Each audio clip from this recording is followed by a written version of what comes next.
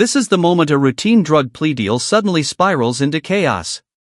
A 47-year-old woman, Miss Holland, is in court seeking probation for possession of less than a gram of meth. She has a job, a house, and claims she's been clean. The judge is ready to approve the deal, until a single question about her drug test reveals a shocking lie. Watch as the judge uncovers the truth about her recent drug use and the dangerous influence living in her own home, leading to an explosive confrontation and a drastic change of fate that no one in the courtroom saw coming. All right, we're back on the record. And are you Miss Holland? Yes, ma'am. How do you pronounce your last name? Holland. Holland. Okay. Counsel, I'm showing you the discovery acknowledgement. Have you received all the discovery in this case, and did you review it with your client? I did, Your Honor.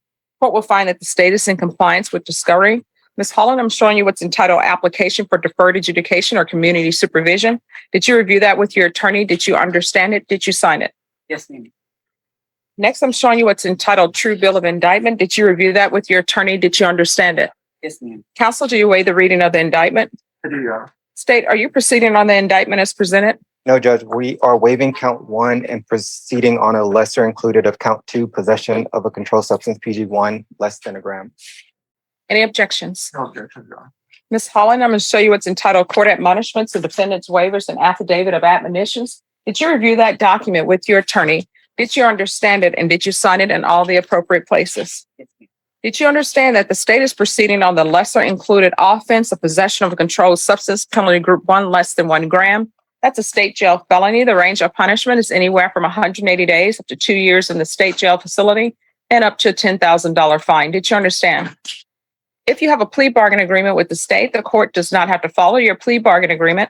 If for any reason the court does not follow your plea bargain agreement and gives you more than you bargained for, the fact that you entered a plea will not be used against you, and you will be allowed to withdraw your plea. Did you understand? Yes, ma'am. Did you understand you have a right to jury trial, a right for you or your attorney to cross-examine and confront any witnesses the state would call in the right to remain silent?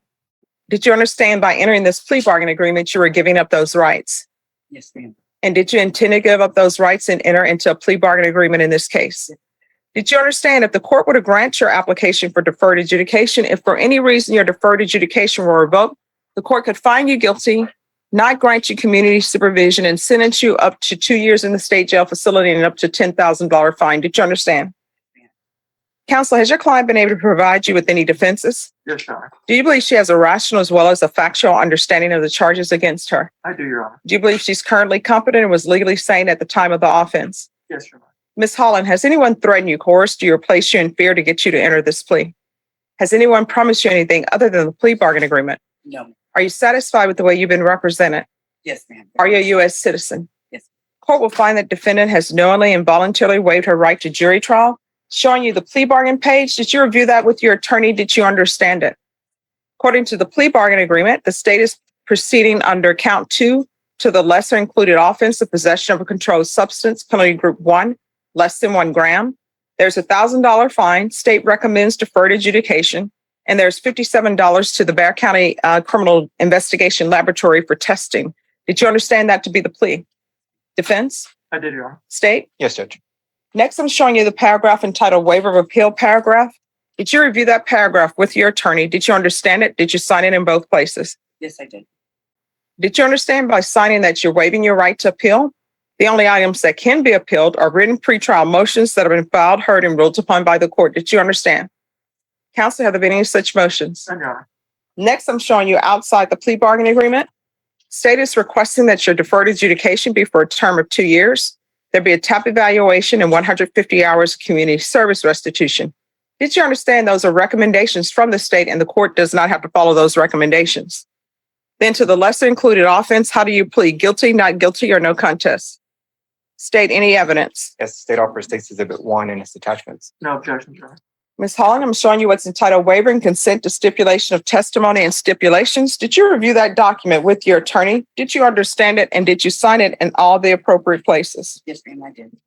Again, did you understand you have a right to jury trial, a right for you or your attorney to cross-examine and confront any witnesses the state would call and the right to remain silent?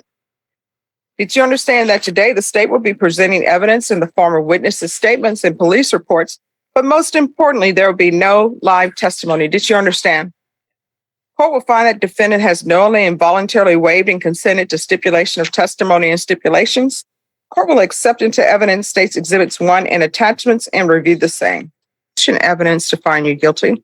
The court will defer finding of guilt as you apply for deferred adjudication. Are we proceeding with sentencing? Yes, Your Honor. Anything you wish to say on behalf of your client? Judge, just after reviewing everything going on with my client, we ask that you follow our plea bargain agreement. I believe she's accepting responsibility and wanting to show the court that she could be successful on this probation. So just ask that you follow it. All right. Are you employed? Yes, ma'am. I've been employed at the same company for 14 years. What do you do? Administrative assistant for a construction company. What does that entail? I do the books. I do billing, invoicing. Do you have any children? No, ma'am, I don't. Do you live by yourself? I just purchased a home last year. I lived with my boyfriend lives with me. And who is your boyfriend? James Jones, How old is he? 43. What's his date of birth? How long have you been together? On and off for about 3 years. He got a DWI. He had a DWI, but no. Anything else? I mean, years and years ago, like 15 years ago, but not with drugs. What did he have? I believe it was a robbery. A robbery case that he was sentenced in 2000. He got an 8-year sentence on a robbery case on March 27th of 2012. I don't see any other local history other than that. All right. So let me just tell you why I asked that, because people are always like, Judge, why are you in my business? All right. So the reason why I ask these questions of who people are living with is because I want you to make sure that you're on the right track to complete this successfully. I take no joy in people being on probation and then failing probation and maybe going to prison. And I think you don't want to end up going to prison. Usually they always want to know who people are surrounding themselves with. And honestly, in the life that you only have one life to live, and you need to make sure that you're surrounding yourself with positive people. People say you can't choose your family. That's true, but you can choose to cut them loose if they're not being a positive influence. And you definitely should not be bringing someone into your life that's not going to be a positive influence. You understand? Yes, ma'am. So that's why I asked these questions. No problem. Does he have any children? They're both out of state. He has 2 children. Are they adults or no? Oh no, they're youngsters. One is 4 and one is 13. And if you're drug tested today, what are the results going to be? Negative. All right. Have you ever used drugs? I've used drugs in the past. Yes. What type? Methamphetamine. Okay. In 2007, I got clean. I've been clean. Not that I haven't relapsed a couple times throughout the years. I have a job. I hold a 802 FICO. I've held the same job for 14 years. Mm-hmm. I'm very blessed. I'm with Celebrate Recovery. I go to NA, and I'm with Revolution Church, a member to Revolution Church. Okay. I've heard of all those things. I've heard of Revolution Church as well. All right. Is there anything else from either side? Nothing further, Judge. No, Your Honor. All right. This is what the court is going to do. There is $1,000 fine that'll be probated, 2 years deferred adjudication, proof of employment within 15 days. And I'm giving you 15 days because you say you're already employed. There's to be no employment as a home health care provider or with minors. There's to be no unsupervised contact with minors. So what that means is if Mr. Jones' children come down to visit from wherever they are, and he wants to go do a grocery store run or something else and leave you with the children, he can't. You understand? Yes, ma'am. There's to be regular reporting. That's by Zoom or in person. There's to be regular UAs and probation. If possible, I want a UA today. And so there'll be a UA today. And let me know what those results are. 150 hours of community service restitution. 40 of those hours will be waived if you provide proof of the COVID vaccination. The court is not requiring you to get the COVID vaccination, but if you do, 40 of those hours will be waived. If you want to buy out of your community service hours, that will be at $7.25 per hour, and it can be a donation to the San Antonio Food Bank. If there's some other place you would like to donate it to, let me know and I'll consider it. I just put the food bank because I know that sometimes there is a shortage. There's to be $57 restitution to the laboratory for testing. I'm going to want field visits 1 time per month for 3 months. And if there are no issues, then the field visits can be suspended. All right, I'm showing you what's entitled Trial Court Certification of Defendant's Rights to Appeal. Did you review that document with your attorney? Did you understand it? And did you sign it? All right, because this is a plea bargain agreement, because I followed your plea bargain agreement, and because you waive your right to appeal, you do not have the court's permission to appeal. Do you understand? All right. So you want to change. Could we go on the, oh, that's okay. That's fine.